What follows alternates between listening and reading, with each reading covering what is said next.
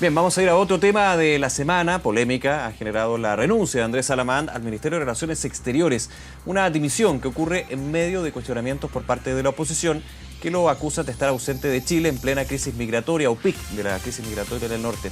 Hoy el presidente Piñera defendió su gestión. Vamos a hablar de este tema y de los desafíos también en materia internacional que deberá abordar el gobierno de Gabriel Boric. Para eso nos acompaña el ex canciller Heraldo Muñoz. Heraldo, como siempre, muchas gracias por acompañarnos en esta tarde. ¿Cómo está?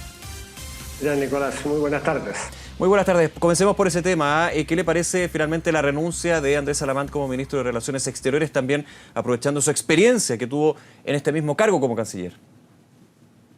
Bueno, a mi juicio esta renuncia fue más bien presionada y quizás debió haber renunciado en el momento de la elección en el cargo de secretario general de la CEGIP en noviembre. ¿Eran incompatibles los dos? Perdón que lo interrumpa, Heraldo. ¿Era incompatible ser elegido para este cargo que va a asumir en abril, si no me equivoco, y ser canciller chileno? No, no es incompatible. Hay distintas situaciones cuando una autoridad nacional postula un cargo internacional. Puede hacerlo desde el cargo que ocupa y luego dejarlo en el momento que corresponda al cargo internacional en cuestión. Y hay otras situaciones, otros casos donde la postulación incluso ocurre después de que la autoridad nacional ha dejado esa responsabilidad y postula el cargo internacional. Entonces aquí no hay una fórmula que se deba seguir necesariamente. Siempre es bueno utilizar, a mi juicio, el buen criterio como regla fundamental para situaciones como esta. Lo concreto, sin embargo, es que el error del ex canciller Alamán fue el haber retardado esta renuncia y no haber separado claramente el interés legítimo de haber postulado y haber ganado una candidatura para una Secretaría General, en este caso iberoamericana, de las tareas de la política internacional. Tanto es así que el ministro no concurrió a una reunión importante en materia migratoria, entre otras cosas, con Bolivia.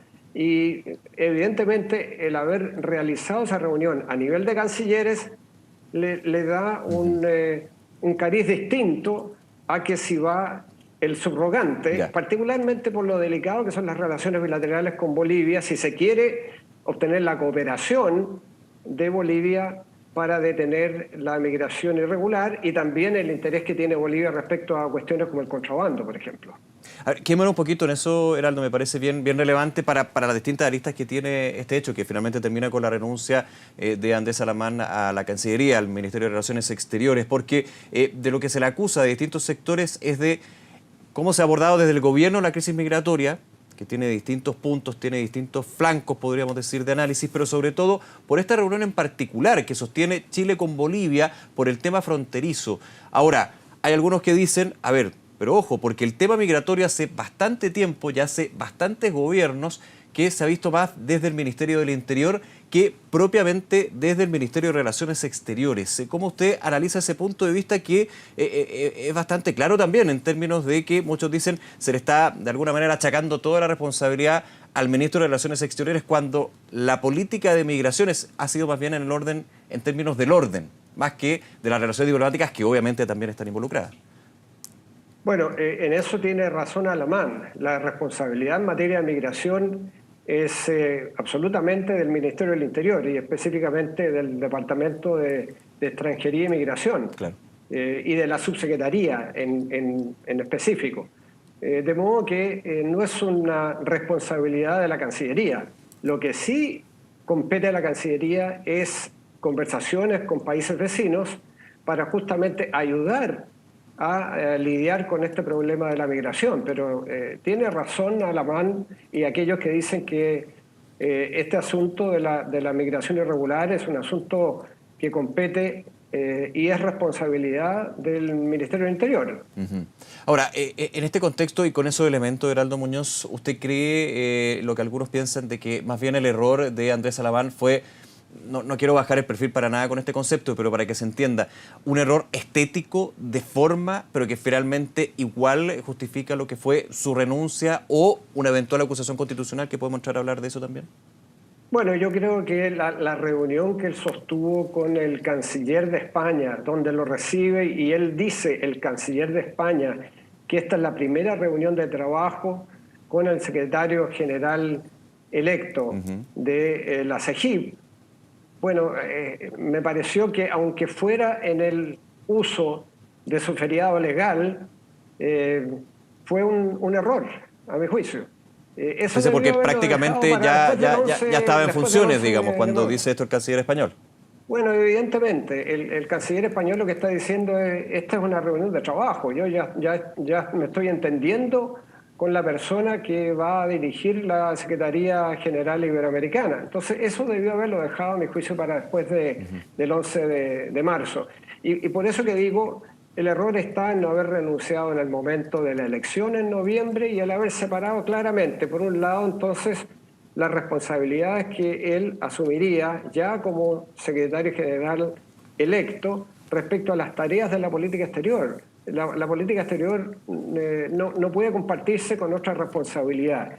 Y allí está entonces el problema cuando se junta con una reunión bilateral con Bolivia que evidentemente tiene una importancia de alto nivel por lo que son esas relaciones y porque por allí viene el ingreso principal de migrantes irregulares, que a propósito lo que se requiere más bien una cooperación con varios otros países, que tenemos que hacer lo que ha hecho Europa, de buscar acuerdos para que se regule el ingreso de manera segura, de manera responsable, la llegada de los migrantes y no como está sucediendo ahora. Y por lo tanto, Bolivia es importante, muy importante, Perú también lo es, Ecuador, Colombia y por cierto la situación en Venezuela que, bueno, está más allá de lo que puede hacer unilateralmente Chile, por cierto. De todas maneras. En ese sentido, yo le mencionaba la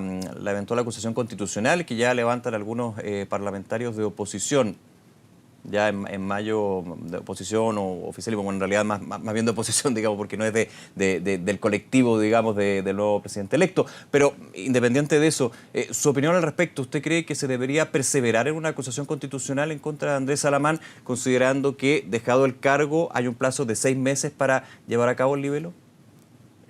Bueno, a mi juicio no corresponde una acusación constitucional contra Alamán. En primer lugar, porque el abandono de funciones se refiere específicamente en la Constitución a jueces supremos y al Contralor General de la República. Y no creo que la causal de afectar el honor y la seguridad o no cumplir con la Constitución y las leyes corresponda a la situación que ha afectado a Andrés Salamán. Así que yo creo que no corresponde. Además, creo que sería una situación muy compleja para el gobierno entrante, porque evidentemente una acusación constitucional se extendería hasta el próximo gobierno. El Ejecutivo tendría que emitir alguna opinión y por lo tanto creo que sería complejo para el gobierno entrante. Y por último, bueno, es decisión exclusiva de las y los parlamentarios. Pero mi opinión es que no corresponde a una acusación constitucional. Usted va, Heraldo, a las causales, pero hay otra también que está dentro de la acusación constitucional, que obviamente tiene que tener más información para sostenerse de todas maneras, que es probidad de transparencia. De hecho, el diputado Naranjo dijo que ya ofició a Contraloría para solicitar información justamente de lo que fueron elementos como, por ejemplo, gastos. Ese es uno de los primeros que suena ahí en esta siempre eventual, acusación constitucional. ¿Usted cree, dentro de lo que podría darse, que este punto de probidad de transparencia podría ser un argumento para llevar a cabo la acusación? Mire, no lo sé, eso ya es materia de los propios parlamentarios, pero una cosa tiene que quedar clara, cuando hay una postulación a un cargo internacional y eso ocurre mientras la autoridad nacional está en el cargo de responsabilidad nacional, generalmente los países mueven recursos para esas candidaturas. Sí. Estoy seguro que el resto de hecho, de desde el los oficialismo países se ha que tenían hablado mucho candidatos. de la situación de el senador José Miguel Insulza cuando se postulaba a la Secretaría General de la Por OEA, cierto. que de hecho se recuerda desde el oficialismo que hasta el mismo presidente Lagos hizo una visita para poder levantar su candidatura. El senador Insulza, escuchábamos unas declaraciones que dijo en ese minuto la situación país era totalmente distinta a la de ahora y de hecho transversalmente me felicitaron cuando me designaron. Efectivamente, pero incluso hoy día otros países cuando de nuevo postulan a personas que están ejerciendo un cargo de autoridad nacional a un puesto internacional, generalmente mueven recursos y eso no debiera sorprender. Claro, yo creo que las cosas han cambiado. Desde el año 2005 creo que fue la candidatura de Insulza a la OEA. Ahora, la ciudadanía exige mucho más, pero en todo caso, a nivel internacional esto ocurre. Los países mueven influencia, mueven recursos para determinadas candidaturas a cargos internacionales. Eso no debiera llamar ninguna atención. Ahora, y un Otra paréntesis cosa ahí, ¿cuál es es, la importancia de movilizar no solamente recursos, sino influencias, trabajo también en que eventualmente funcionarios públicos del Estado chileno puedan ocupar estos cargos internacionales? ¿Cuál es la importancia y en qué radica finalmente este desarrollo? Estamos hablando de una situación que se da varias veces y que ahora sale un poco a la palestra justamente por la situación de Andrea Alamán.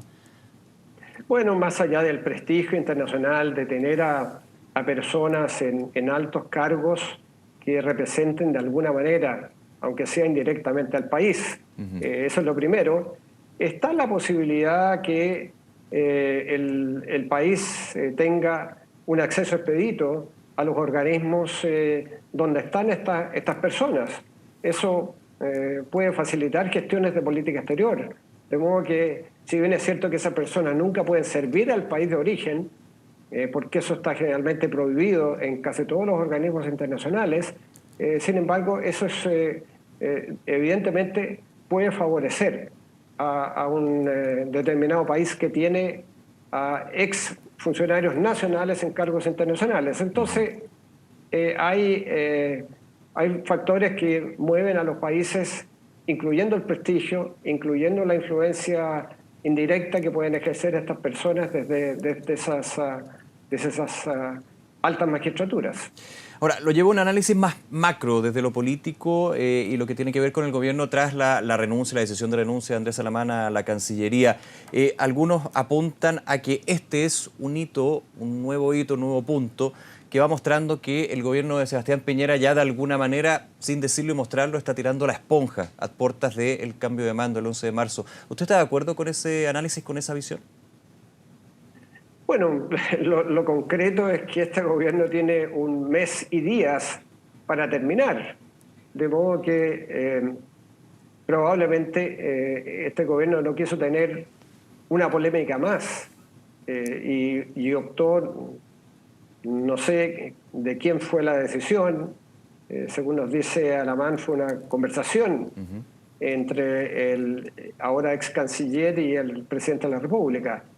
De modo que no hay más que decir que este gobierno está terminando y que lamentablemente su política exterior ha sido extremadamente débil y fallida, porque hemos perdido presencia y liderazgo regional, particularmente porque este gobierno decidió una suerte de alineamiento ideológico que queda muy manifiesto en el rol protagónico de Chile en la creación de Prosur, donde no está Uruguay, donde no está Bolivia y que francamente no ha tenido una presencia muy significativa, o en el haber estado liderando el acuerdo de Escazú sobre justicia ambiental y después decidir no firmarlo, después de que Chile y el presidente Piñera era el copresidente de esta iniciativa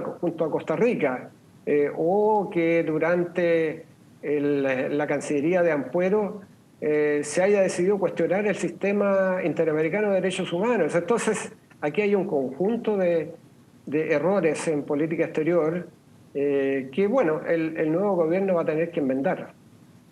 Heraldo Muñoz, como siempre, muchas gracias por acompañarnos en Canal 24 Horas. Que tenga una muy buena tarde. Muchas gracias a ustedes. Hasta luego, que le vaya muy bien.